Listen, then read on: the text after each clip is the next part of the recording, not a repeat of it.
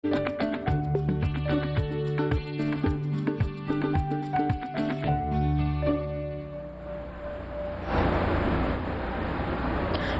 con más de este de frente desde el Hotel Ávila aquí en Caracas, analizando el libro, el programa de la MUD, que por supuesto contiene un análisis importante de lo que es el programa que ha elaborado este sector de nuestro país de cara a las elecciones presidenciales del próximo 7 de octubre. Romain, te dejamos una pregunta al aire y era que nos dieras ejemplos concretos de lo que conseguiste en ese programa, que dan pistas de un programa neoliberal, efectivamente. Me estabas hablando, ¿no?, de lo que está ocurriendo en Europa.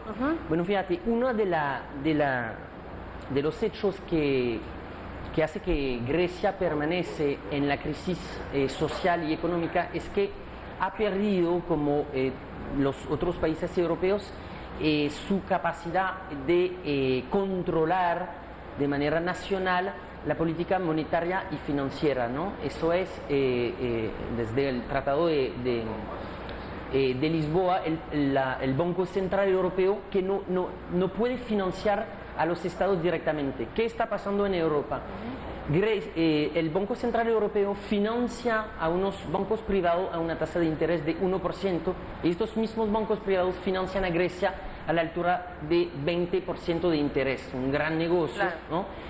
¿Por qué pasa eso? Porque han perdido la capacidad política, ¿no?, de aplicar sus propias políticas monetarias y financieras. ¿Qué quiere hacer la MUD?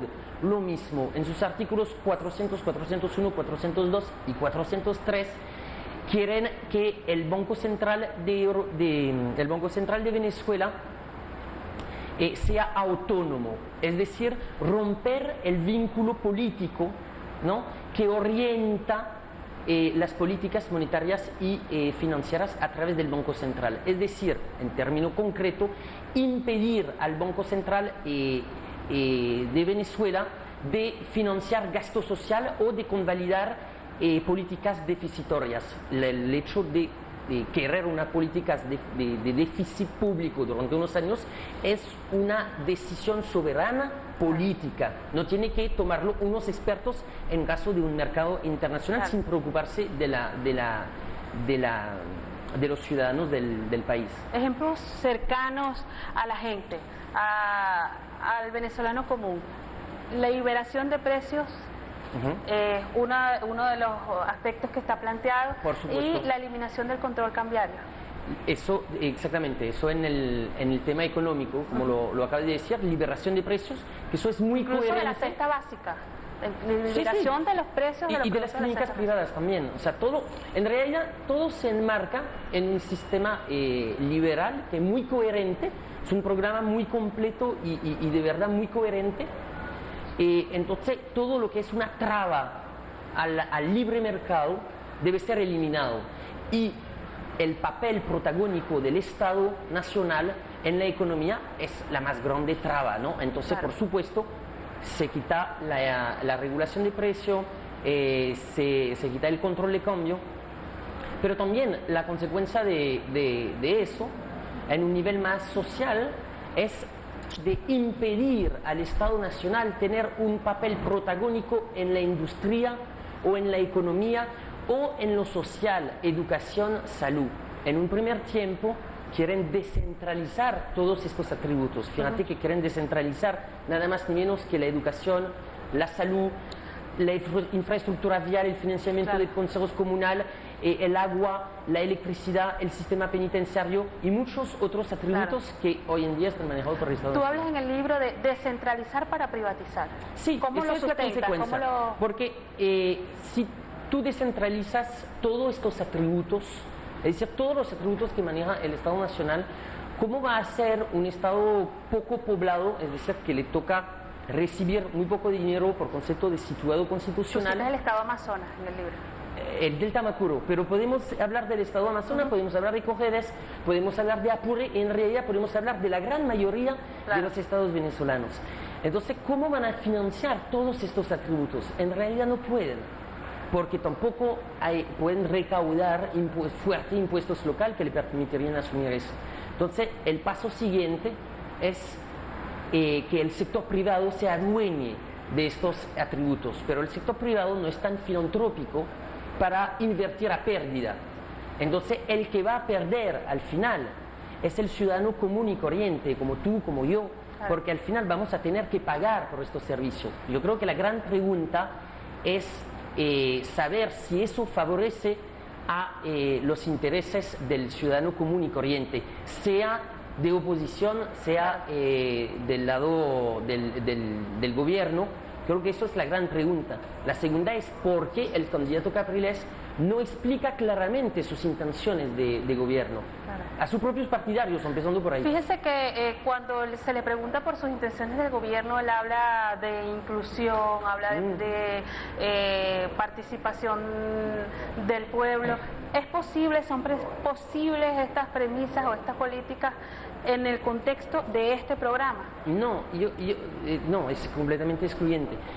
Hay un abismo entre lo que dice Enrique Capriles en los medios de comunicación, entre el programa que entregó en el CN y entre su verdadero programa que se comprometió a aplicar, ¿no? O sea, yo no lo estoy inventando yo, él firmó y se comprometió a aplicar el programa de la MUD si resulta electo el 7 de octubre. Fíjate, incluso hay que recordar que en ese momento, Romain, me disculpas, hay que recordar que hubo de esos precandidatos quienes prefirieron no firmar Hubo uno. Diego Arria, estamos hablando de Diego Arria, pero Enrique Capriles Radonsky firmó el programa de la MUD. Firmó como todos los demás candidatos a la primaria, lo que es una falta de respeto a su electorado, porque antes de escoger a su candidato para el 7 de octubre ya tenían todos el mismo programa.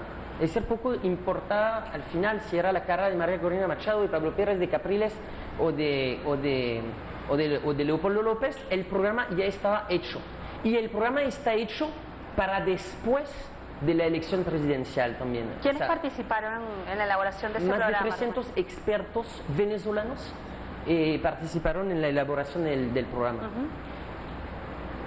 Tú hablas de que está inspirado en el Plan Consenso País, que incluso fue financiado por organizaciones como la NED, la USAID y esas que en aquel momento ya se ha comprobado su participación en la desestabilización en Venezuela y en otros países de Latinoamérica. Sí, el Plan Consenso País había recibido financiamiento de agencias de los Estados Unidos. Eso es una ampliación, ¿no? Es como te estaba diciendo, el programa es muy completo, abarca todos los ámbitos de la vida socioeconómica. Es un verdadero plan de gobierno.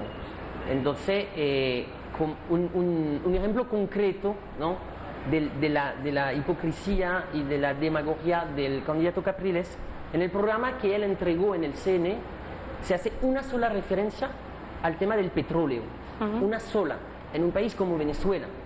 O sea, no estamos en Francia o en otro país que no tiene petróleo. No, estamos en el país que tiene más grandes reservas de petróleo en el mundo y se hace una sola referencia en el programa que entregó en el CN. A cambio, en el programa de la Mesa de Unidad Democrática hay 15 páginas que hablan del tema petrolero. ¿Qué se dice ahí sobre el tema petrolero? Hay 94 artículos que hablan del tema petrolero.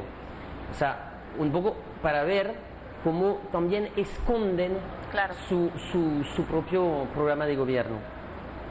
Bueno, como ya lo mencioné, primero, como dice el artículo 499, quieren desvincular el poder político de la industria petrolera.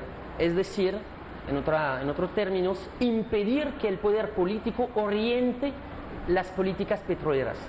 En consecuencia, eso es el artículo 500, PDVSA será una empresa comercial, como todas las empresas del sector, ya acabamos de hablar de eso. Una empresa comercial no puede invertir en lo social, porque es una pérdida. La esencia de una empresa comercial es hacer ganancia. Es decir, que toda la parte social de PDVSA será eliminada. Pero hablas de una reapertura petrolera. Al mismo tiempo que toda la parte no petrolera de PDVSA, PDVSA Gas, PDVSA Agrícola, PDVSA Industrial, será independiente de la estatal petrolera, es decir, que ahí se prepara su futura privatización, ¿no? En cuanto de la apertura petrolera, quieren eliminar todas las leyes que han hecho el gobierno bolivariano y la Asamblea Nacional en materia petrolera. Ellos hablan de revisar Ellos hablan de marco revisar. legal que existe en este Sí, momento. exactamente. En realidad, o sea, yo creo que hay que ir un poco más allá de las palabras, ¿no? Claro. Si tú no revisas algo bueno, si lo revisas es para cambiarlo. Y tenemos que volver a decir que la ley de hidrocarburos fue detonante para el golpe de Estado de 2002. Es importante volver a decir. Esta ley, por supuesto, pero la ley sobre los precios exorbitantes de petróleo que permite tener otro tipo de ingreso por concepto de entrada de dinero, ¿no? Sí. En la explotación petrolera. Se plantea, eso yo creo que es muy importante también, la creación de un ente independiente que regulará la política petrolera, en vez de que sea el poder electo, el poder político electo. Un ente que sería el responsable también de otorgar licencias, un ente que administrará tendría el papel de árbitro fiscal entre las empresas privadas y el ministerio, es decir, dejar que la política se meta en la industria petrolera. ¿Y por qué? Si deja de meterse la política en el mercado, en la política petrolera en particular, ¿quién se va a meter? El mercado.